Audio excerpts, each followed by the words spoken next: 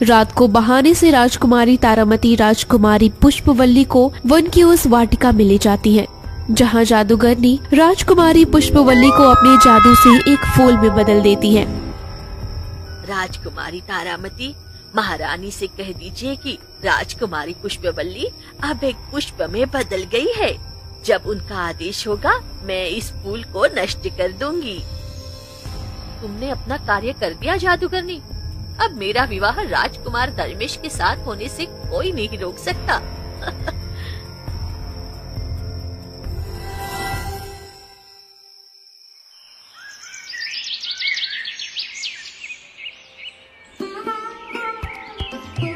नवलगढ़ नाम का एक राज्य था। उस राज्य के राजा महाराज चित्रसेन अपनी दोनों पत्नियां महारानी शांतिप्रिया और महारानी वनमाला से महल में बातें कर रहे थे। महारानी शांतिप्रिया, महारानी वनमाला, हमारी दोनों राजकुमारियां विवाह योग्य हो गई हैं। मैं चाहता हूँ शीघ्र ही उन दोनों का विवाह संपन्न हो जाए। आप उचित कह रहे हैं महाराज। राजकुमारी पुष्पवल्ली और राजकुमारी तारामती दोनों का विवाह तो समय से ही होना चाहिए। हमारी दोनों बेटियां बहुत सुंदर होने के साथ साथ बुद्धिमान भी जो हैं। उन दोनों के लिए ऐसे राजकुमार की खोज करनी चाहिए जो उनके सौंदर्य और बुद्धि का उचित सम्मान कर सके। हाँ महारानी शांतिप्रिया सत्य कह रही हैं। मैंने मंत्री से कहकर कुछ राजकुमारों के विषय में जानकारी प्राप्त करने को बाकी मंत्रीगणों को भेज दिया है। कुछ ही दिनों में हमें समाचार मिल जाएंगे, परंतु हमारी दोनों राजकुमारियां हैं कहाँ? आपको तो पता ही है कि राजकुमारी पुष्पवल्ली को फूलों से कितना प्रेम है।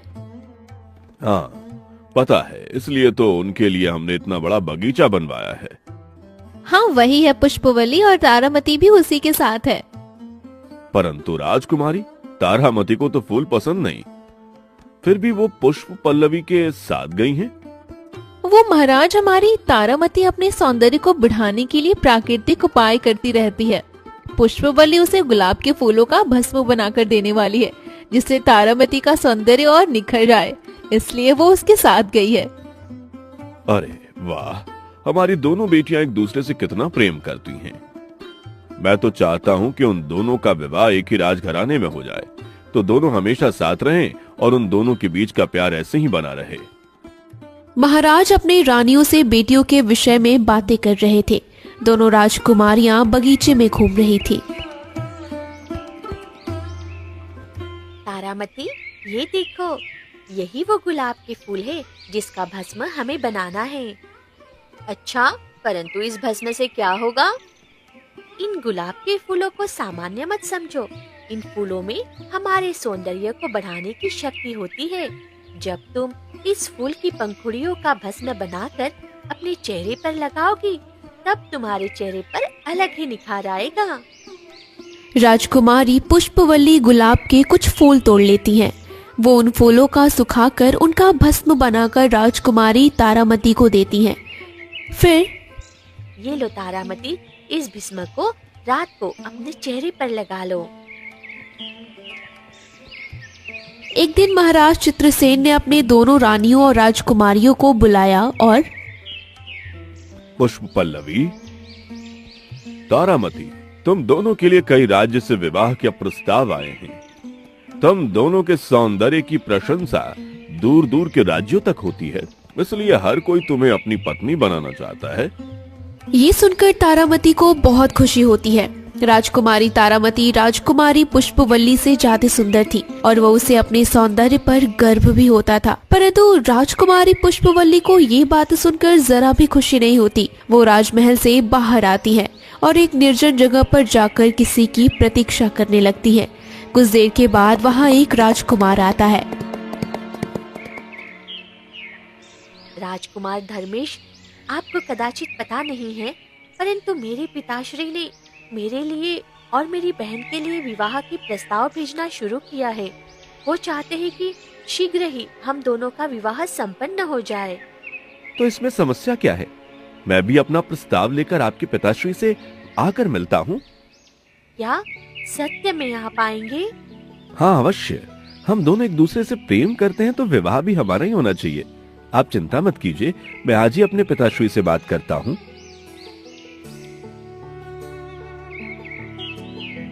राजकुमारी पुष्पवल्ली महल वापस आती है।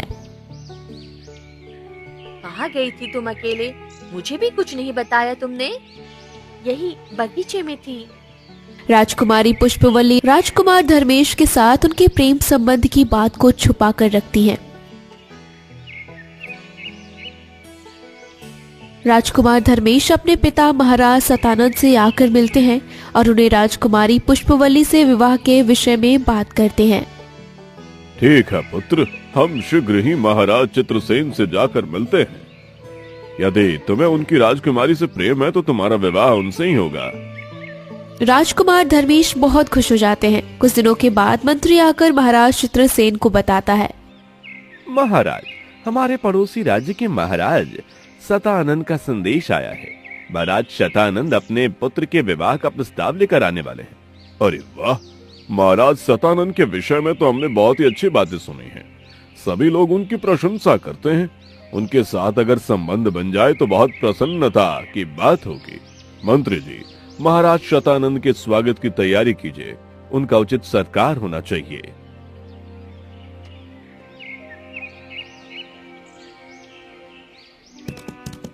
कुछ दिनों के बाद महाराज सतानंद अपनी पत्नी और राजकुमार धर्मेश के साथ महाराज चित्रसेन के महल में पधारते हैं। महाराज चित्रसेन का पूरा परिवार उनका स्वागत करता है। दोनों राजकुमारियां बहुत सुंदर दिख रही होती है। महाराज चित्रसेन, आपकी दोनों राजकुमारियां बहुत सुंदर हैं। कोई भी इनकी सुंदरता देखकर मोहित हो सकता है। परंतु मेरे पुत्र राजकुमार धर्मेश पहले ही आपकी पुत्री राजकुमारी पुष्पवल्ली से प्रेम करते हैं। इसलिए हम राजकुमारी पुष्पवल्ली के लिए विवाह प्रस्ताव लेकर आए हैं। यह तो बहुत खुशी की बात है। महाराज शतानंद, हमें तो इस बारे में पता ही नहीं था कि हमारी पुत्री राजकुमार से प्रेम करती है। यदि हमें पहले पता होता तो हम आकर आपसे बात करते। कोई बात नहीं महाराज, हम दोनों एक दूसरे के साथ संबंध जोड़ रहे हैं। यही हमारे लिए सौभाग्य की बात है। सबकी सहमति से राजकुमारी पुष्पवल्ली और राजकुमार धर्मेश का विवाह निश्चित हो जाता है। सभी बहुत खुश होते हैं सिवाय एक के। राजकुमारी पुष्पवल्ली खुश होकर अपने बगीचे में जाती है और अपने प्रिय फूलों के पास आकर उन्हें सहलाने लगती है। तब तुम बहुत खुश हो ना पुष्पवल्ली? हाँ तारामती, जिससे हम प्रेम करते हैं वही हमारा जीवन साथी बन जाए तो उसके जैसा सुख और कोई नहीं होता। हाँ, सत्य कह रही हो तुम। राजकुमार धर्मेश तो इतने सुंदर है कि कोई भी लड़की उनसे प्रेम कर ले। वो सिर्फ सुंदर ही नहीं, सज्जन भी है तारामती। अपनी प्रजा से बहुत प्रेम करते हैं और उनकी चिंता भी करते हैं। वो एक कुशल योद्धा भी है और उनकी धनुर्विद्या के चर्चे तो दूर दूर तक होते हैं। कहते हैं कि वो अपने तीर से कैसी विशाल पत्थर को भी तोड़ सकते हैं और किसी कोमल फूल को भी अपनी डाली से अलग कर सकते हैं बिना उस डाली को आहत किए हुए। उनकी धनुर्विद्या दिव्य और अतुलनीय है। तुमसे भी बहुत प्रेम करते हैं ना? हाँ, मुझसे भी बहुत प्रेम करते हैं। इसीलिए तो अपने पिताश्री से बात करके विवाह का प्रस्ताव लेकर आए थे। परंतु एक बात बताओ कि तुम उन्हें मिली कहाँ? कुछ दिनों पहले मैं अपनी सहेलियों के साथ एक पुष्प वाटिका देखने गई थी। तभी मुझे वहाँ राजकुमार धर्मेश मिले थे। उन्हें भी मेरी ही तरह फूलों का बहुत शौक है। उन्हें फूल बेहद पसंद है। उन्होंने उनके राज्य में मेरे लिए मेरे प्रिय फूलों की वाटिका बनाने का आदेश उनके मंत्रियों को पहले ही दे दिया है। बहुत भाग्यशाली हो तुम, जो तुम्हें इतना अच्छा वर मिला है। राजकुमारी पुष्पवल्ली अपने ही विचारों में खोई हुई थी। राजकुमारी तारामती अपने कक्ष में आती थी। उसकी माँ महारानी वनमाला आती है और तारामती से कहती है कि कितने सुंदर है राजकुमार धर्मेश और कितने बड़े राज्य के राजकुमार हैं। माँ, मैं भी वही विचार कर रही हूँ। उन्हें देखकर मेरे मन में विचार आया कि राजकुमार धर्मेश जैसे राजकुमार का विवाह तो तुम जैसी भवन सुंदरी से होना चाहिए। राजकुमारी पुष्पवल्ली भी सुंदर है, परंतु मेरी पुत्री के सौंदर्य की तुलना किसी और से नहीं हो सकती। हाँ माँ, मैंने जब से राजकुमार धर्मेश को देखा है मैं बस उनसे प्रेम करने लगी हूँ माँ। उनका विवाह पुष्पवल्ली से नहीं, मुझसे होना चाहिए। मुझे धर्मेश के साथ विवाह करना है। आप पिताश्री से बात कीजिए ना। तुम्हारे पिताश्री ने महाराज सतानंद को वचन दिया है कि उनके पुत्र का विवाह पुष्पवल्ली से होगा। अब वो अपनी बात से नहीं हटेंगे। मैं उनसे बात नहीं कर सकती। तो क्या माँ, मेरी इच्छा का कोई मोल नहीं है? आप मेरी इच्छा पूरी नहीं करेंगी? मैं महाराज से इस विषय में बात नहीं कर सकती। एक बार उन्होंने जो वचन दिया है वो कभी नहीं तोड़ेंगे। तुम पुष्पवल्ली से अधिक सुंदर हो, ये बात सत्य है, परंतु ये विवाह स्थगित करना सरल नहीं है। इसलिए मैं महाराज से इस विषय में कोई बात नहीं करूंगी और ना ही तुम करना।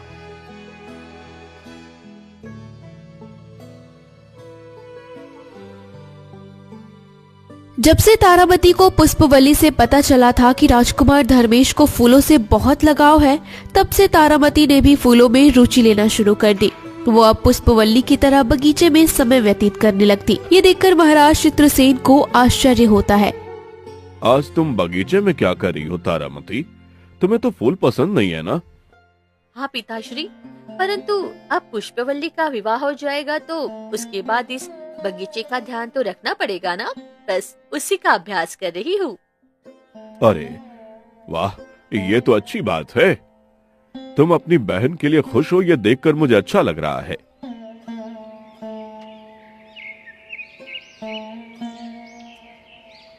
ऐसे ही एक दिन राजकुमार धर्मेश को महाराज सतानंद बुलाते हैं और आपने मुझे बुलाया पिताश्री? हाँ पुत्र, मुझे जानकारी मिली है कि राजकुमारी पुष्पवल्ली को फूलों से बहुत जुड़ाव है। हाँ पिताश्री, इसलिए तो मैं उनके लिए पुष्प वाटिका का निर्माण कर रहा हूँ। परंतु सुना है कि राजकुमारी पुष्पवल्ली उन्हीं फूलों का उपयोग करके किसी को भी मोहित कर सकती है। उनके पास ऐसी शक्तियां हैं जिनका उपयोग अपने स्वार्थ के लिए करती हैं। उन्होंने उसी शक्ति से तुमको सम्मोहित किया है। क्या? नहीं पिताश्री, ये बात असत्य है। आपको किसी ने झूठी जानकारी दी है। ऐसा कुछ नहीं है। मेरे गुप्तचर को हमारे राज्य की सीमा पर एक व्यक्ति मिला जिसने ऐसी जानकारी दी है। अब वो सही है या गलत, इसकी जांच करनी होगी। नहीं पिताश्री, जांच करने की आवश्यकता नहीं। मुझे राजकुमारी पुष्पवल्ली का पूरा विश्वास है। उन्होंने ऐसा कुछ भी नहीं किया। कदाचित ऐसा भी हो सकता है कि वो कथित व्यक्ति असत्य बोल रहा हो। हमारे किसी शत्रु ने मेरे विवाह में बाधा डालने के लिए उसे भेजा हो। हाँ, ऐसा हो सकता है। हमें चौकन्ना रहना चाहिए। महाराज सतानंद के पास राजकुमारी पुष्पवल्ली के विषय में बार बार गलत जानकारियां आने लगती हैं। उन्हें समझ नहीं आता कि राजकुमारी पुष्पवल्ली के साथ राजकुमार धर्मेश का विवाह करना उचित है या नहीं। महाराज सतानंद को दुविधा में देखकर पिताश्री, आप चिंता मत कीजिए। मैं राजकुमारी पुष्पवल्ली को बहुत अच्छे से जानता हूँ। आपको जो जानकारी प्राप्त हुई है, ऐसा कुछ भी नहीं है। राजकुमारी ऐसा कुछ नहीं कर सकती। ये सब किसी दुष्ट की योजना है। मुझे बस पता लगाना है कि ये सब कौन कर रहा है। राजकुमारी पुष्पवल्ली के विषय में ऐसी झूठ खबरें कौन फैलाकर उन्हें बदनाम कर रहा है। एक दिन पुष्पवल्ली, चलो चलो, आज मैं तुम्हें कहीं ले जाना चाहती हूँ। अरे अभी तो शाम हो गई है। अभी महल से बाहर जाना उचित नहीं है। पिताश्री या माँ ने देख लिया तो हमें डांटेंगी। हाँ पता है, परंतु मुझे तुम्हें जो दिखाना है वो रात के अंधेरे में ही दिख सकता है। ऐसा क्या है जो सिर्फ रात को देख सकते हैं? जुगनू? अरे पुष्पवल्ली, जुगनू तो हमारे बगीचे में भी कितने सारे हैं। मैं तुम्हें ऐसा कुछ दिखाना चाहती हूँ जो हमारे पूरे राज्य में कहीं नहीं है।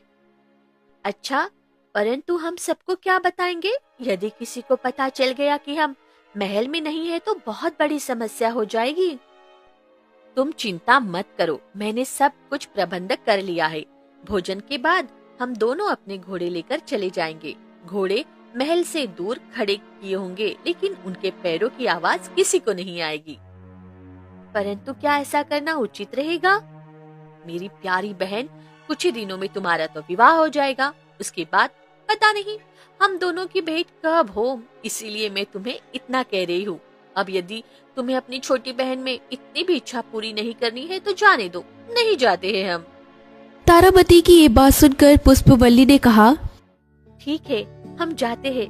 मैं अपनी प्यारी बहन की ये इच्छा अवश्य पूरी करूंगी।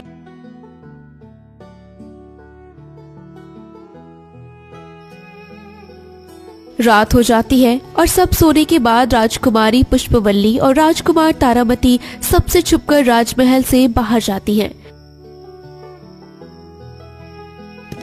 दोनों अपने अपने घोड़े पर बैठकर जाने लगती हैं।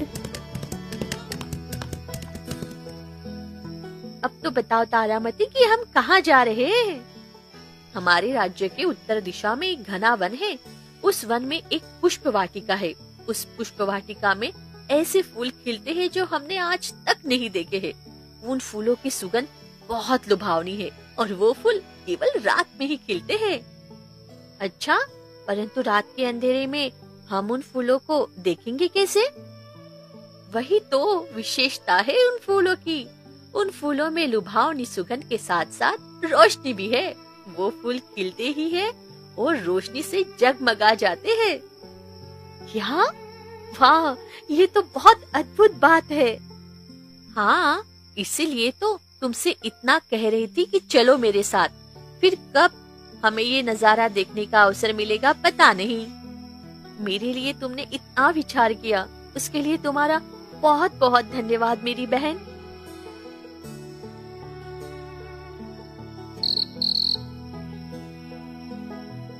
कुछ देर के बाद दोनों वन में आकर पहुंचती हैं। पुष्पवल्ली देखती है कि उस पुष्प वाटिका में चारों तरफ मनमोहक सुगंध के फूल खिले हैं। उन फूलों से धीमी धीमी रोशनी परिवर्तित हो रही थी। वाह, कितना सुंदर दृश्य है। सत्य कह रही थी तुम तारामती। मैं यदि तुम्हारी बात मानकर नहीं आती तो ऐसा अवसर मुझे फिर कभी प्राप्त नहीं होता।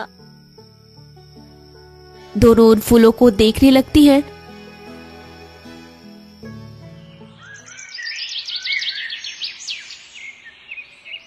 अगली सुबह राजमहल में राजकुमारी तारामती, तुम्हारी बहन पुष्पवल्ली कहाँ है? अभी कुछ देर में उसके ससुराल वाले आने वाले हैं। जाओ उसे तैयार करके ले आओ। महाराज चित्रसेन की बात सुनकर राजकुमारी तारामती अपनी गर्दन झुकाकर वहीं खड़ी रहती है। ये देख, क्या हुआ पुत्री, तुम कुछ बोल क्यों न रही? तारामती पुत्री, क्या हुआ? रोज सुबह तो तुम दोनों एक साथ ही अपने कक्ष से बाहर आती हो ना, आज क्या हुआ? पुष्पवल्ली कहाँ है? गई कहाँ है वो?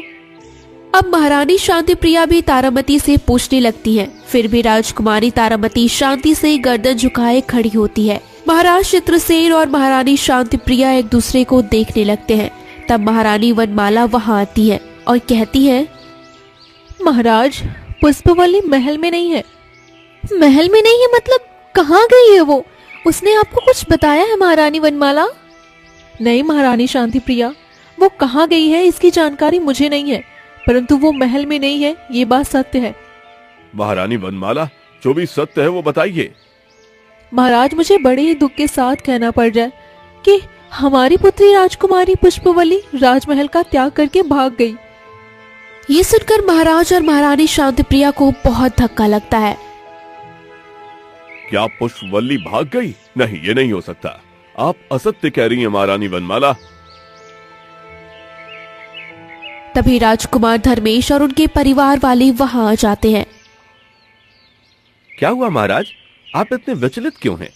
कुछ हुआ है क्या? पुष्पवल्ली महल छोड़कर भाग गई है। क्या राजकुमारी भाग गईं? परंतु कुछ ही दिनों में उनका विवाह होने वाला है मेरे पुत्र के साथ, वो कैसे भाग सकती हैं? देखा धर्मेश, मैंने पहले ही तुमसे कहा था कि हमें चौकन्ना रहना चाहिए। पहले भी हमें राजकुमारी पुष्पवल्ली के विषय में ऐसी जानकारियां प्राप्त हुई हैं। नहीं पिताश्री, अवश्य कोई बात है। राजकुमारी पुष्पवल्ली को भागने की क्या आवश्यकता है? राजकुमारी यहीं कहीं होंगी।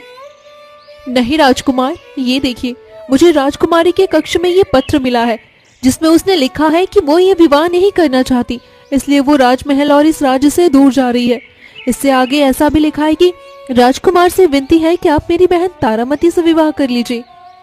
कि राजकुमार ने उस पत्र को हाथ में लिया और खुद पढ़ने लगे। कुछ देर बाद विचार करके कहा, ठीक है, मैं राजकुमारी तारामती के साथ विवाह करने के लिए तैयार हूँ। ये तुम क्या बोल रहे हो पुत्र? एक बहन भाग गई तो तुम दूसरी के साथ विवाह करोगे?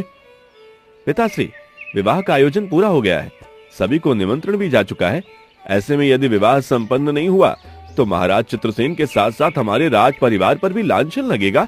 इसलिए मैं ये कह रहा हूँ, मुझे राजकुमारी तारामती के साथ विवाह करने में कोई आपत्ति नहीं है।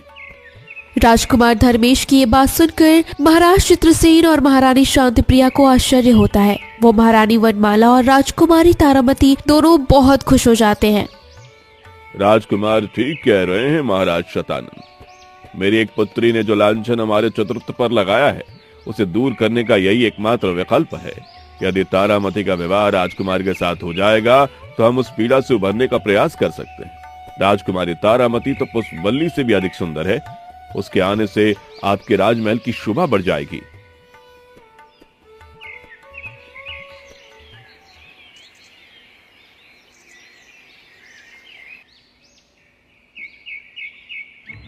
महाराज चित्रसेन राजकुमारी पुष्पवल्ली से बहुत गुस्सा हो जाते हैं। फिर भी महारानी शांतिप्रिया के आग्रह पर वो उसे बहुत ढूंढते हैं। राजकुमारी पुष्पवल्ली कहीं नहीं मिलती। राजकुमार धर्मेश और राजकुमारी तारामती के विवाह की तिथि पास आने लगती है। एक रात, चलो तारामती, हमें आज जाकर हमारा अधूरा काम पूरा करना होगा। क्या माँ, आज? हाँ, आज ही। कल तुम्हारा विवाह राजकुमार धर्मेश के साथ हो जाएगा। उसके बाद सब सत्य उजागर हो, इससे पहले हमें सत्य को हमेशा के लिए दबा देना ही उचित होगा। मैं नहीं चाहती कि तुम्हारे विवाह के बाद भी तुम्हारे सुखी जीवन में कोई बाधा आए, इसलिए अभी जाना अनिवार्य है। रात के अंधेरे में महारानी वनमाला और राजकुमारी दोनों वन में चली जाती हैं।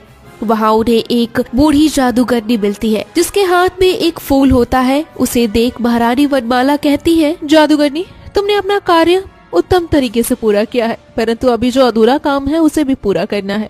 अब उस फूल को नष्ट करने का समय आ गया है। हाँ महारानी, मैं आपके आदेश की ही प्रतीक्षा कर रही थी, परंतु पहले मुझे अपने इस कार्य का मूल्य तो दे दीजिए। जादूगरनी के ऐसे कहते ही महारानी वनमाला धन से भरी हुई एक बड़ी पोटली उस बूढ़ी जादूगरनी को देती है। जादूगरनी अपने जादू से जमीन पर आग प्रकट करती है। वो अपने हाथ के फूल को उस आग में डालने ही वाली होती है कि तभी दूर से एक तीर आता है और उस जादूगरनी के हाथ के उस फूल को उठाकर दूर खड़े राजकुमार धर्मेश के पास जाकर रुक जाता है। उस तीर की नोक से जादूगरनी के हाथ पर घाव हो जाता है। ये क्या? ये राजकुमार धर्मेश कहाँ से आ गए यहाँ? कहीं उन्हें कुछ पता तो नहीं चल गया होगा? अब राजकुमारी तारामती, महारानी वनमाला और उस बूढ़ी जादूगरनी के चेहरे पर डर की रेखाएं दिखने लगती है। महाराज चित्रसेन के महारानी शांतिप्रिया और महाराज शतानंद भी वहाँ आते हैं। राजकुमार धर्मेश उस फूल को हाथ में लेते हैं। तुम चिंता मत करो पुष्पवल्ली, मैं शीघ्र ही तुम्हें मुक्त करूंगा। तभी उस फूल से आवाज आने लगती है, इन दुष्टों ने मुझे इस फूलों में बंदी बना लिया है। राजकुमार, मेरा रक्षण कीजिए। राजकुमारी पुष्पवल्ली की आवाज सुनकर, पुष्पवल्ली की आवाज कहाँ से आ रही है? पुष्पवल्ली की आवाज इसी फूल से आ रही है महाराज। आपकी पुत्री राजकुमारी पुष्पवल्ली को इस फूल में कैद किया गया है। क्या? किस दुष्ट ने यह दुस्साहस किया? महारानी वनमाला और राजकुमारी तारामती ने मिलकर इस बूढ़ी जादूगरनी की सहायता से पुष्पवल्ली को इस फूल में बदल दिया है। अभी ये जादूगरनी इस फूल को नष्ट करके पुष्पवल्ली को हमेशा के लिए हमसे दूर करना चाहती थी। ये सुनकर सबके होश उड़ जाते हैं। क्यों? ये तो मुझे भी नहीं पता महाराज, परंतु सत्य ये है कि इन तीनों ने ही पुष्पवल्ली को बंदी बनाया है। ये सुनकर सबके होश उड़ जाते हैं। क्या मेरी बेटी को बंदी बना लिया है? पर क्यों? महारानी वनमाला, राजकुमार ये क्या कह रहे हैं? जो भी सत्य है वो बता दीजिए। कुछ भी छुपाने का प्रयास मत कीजिएगा, अन्यथा आपको ऐसा दंड मिलेगा कि आप कभी विचार भी नहीं कर पाएंगी। महाराज चित्रसेन का गुस्सा देखकर वनमाला और तारामती बहुत डर जाती हैं। महाराज, मैं आपको सब सत्य बताती हूँ। उस दिन जब राजकुमार पहली बार हमारे महल आए थे, तब तारामती ने उन्हें देखकर मुझे कहा था, माँ, मुझे राजकुमार धर्मेश बहुत पसंद आए हैं। मैं उनसे विवाह करना चाहती हूँ। आप पिताश्री से बात कीजिए ना। परंतु राजकुमार का विवाह तो पुष्पवल्ली के साथ निश्चित हो चुका है। वो दोनों एक दूसरे से प्रेम करते हैं। अब मैं महाराज से क्या बात कर सकती हूँ? प्रेम तो मैं भी करती हूँ राजकुमार धर्मेश से, और मेरी जैसी सुंदर कन्या का विवाह उनसे ही होना चाहिए। आप कुछ भी करके मेरा विवाह उनसे करवा दीजिए। नहीं तो मैं ये महल छोड़कर चली जाऊंगी। मुझे थोड़ा विचार करने का समय दो, मैं कुछ करती हूँ।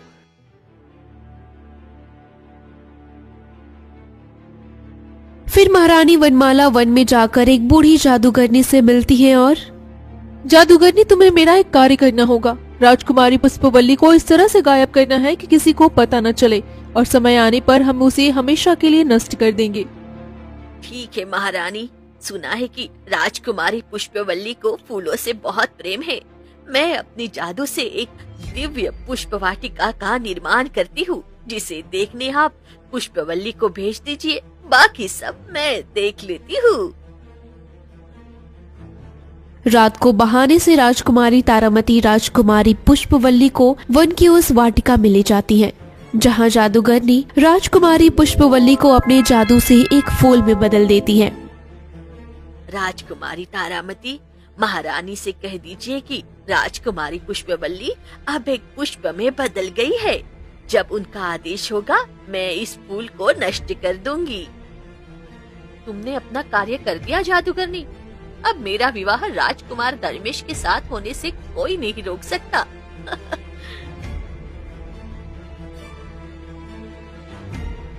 राजकुमारी तारामती महल वापस आ जाती है।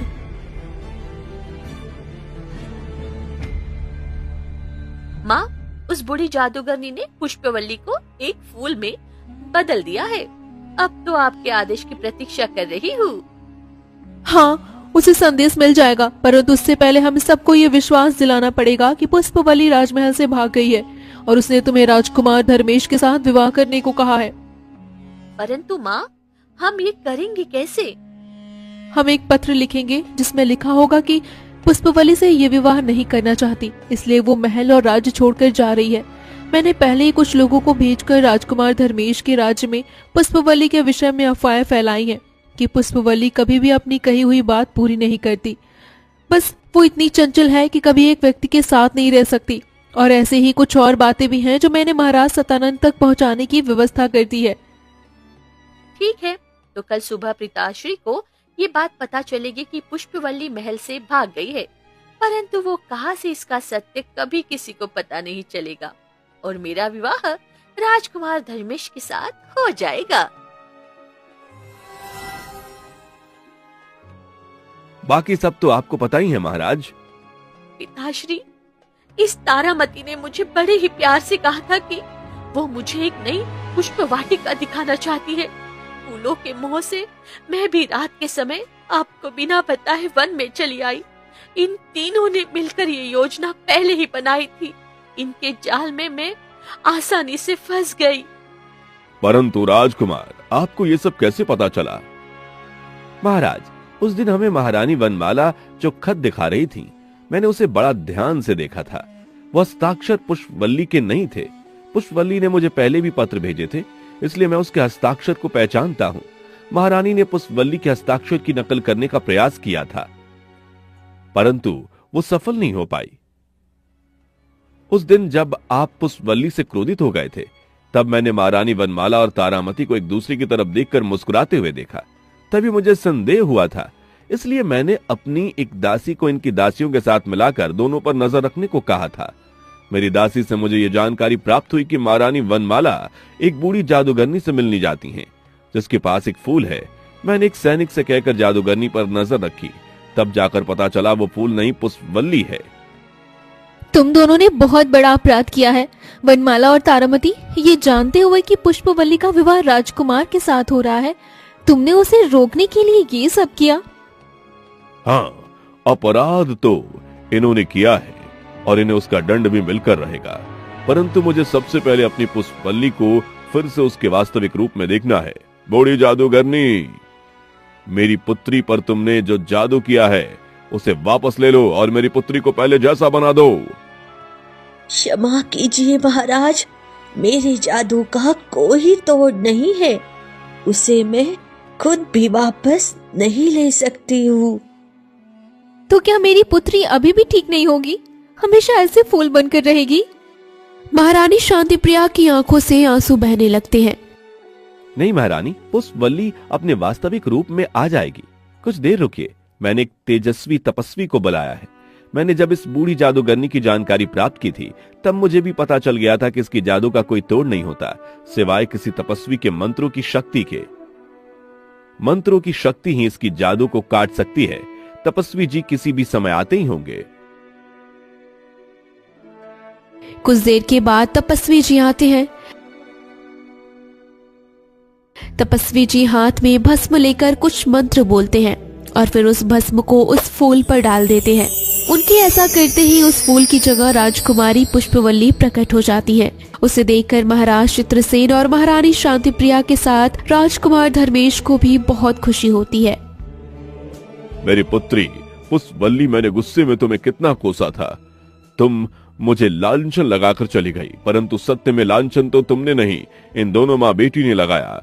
इन दोनों ने ऐसा कार्य किया है जिसके विषय में मैंने कभी स्वप्न में भी विचार नहीं किया था। सैनिकों, ले जाओ इस बूढ़ी जादूगरनी महारानी वनमाला और तारामती को बंदी बनाकर कारागार में डाल दो।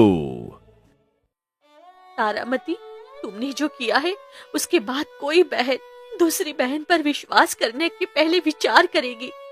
मैं तो समझ रही थी कि तुम मुझसे बहुत प्रेम करती हो, परंतु तुम तो प्रेम की आड़ में मुझसे मेरा सुख छीनना चाहती थी। वो तो मेरा भाग्य अच्छा था कि राजकुमार धर्मेश ने हस्ताक्षर पहचान लिए, नहीं तो तुम तो अपनी योजना में सफल हो जाती और मैं मृत्यु को प्राप्त हो जाती। महाराज के आदेश अनुसार सैनिक जादूगरनी वनमाला और तारामती को बंदी बनाकर कारागार में डाल देते हैं। 2 दिनों के अंदर राजकुमारी पुष्पवल्ली और राजकुमार धर्मेश का विवाह संपन्न होता है, जिसके बाद राजकुमारी अपने पति के साथ सुख से रहने लगती है।